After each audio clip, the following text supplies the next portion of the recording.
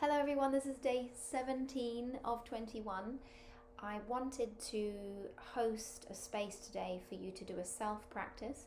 So for the next 10 minutes, I'm going to hold the space. I'm not going to talk. I'm just going to do some silent sitting myself and some observation.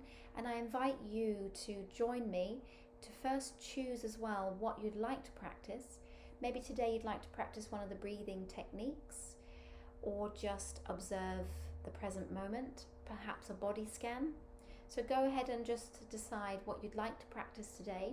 Pause the video if you need a moment, and do this. Do the self practice where you're kind of running it yourself. I'm just holding the space today. At the very end of the 10 minutes, I have a task for you if you choose to accept. So there's a little bit of an enticement to stay through your self-practice today. So we're just coming up to 1 minute. We've got 9 more minutes, so that will be your self-practice today, and I'll see you at the end.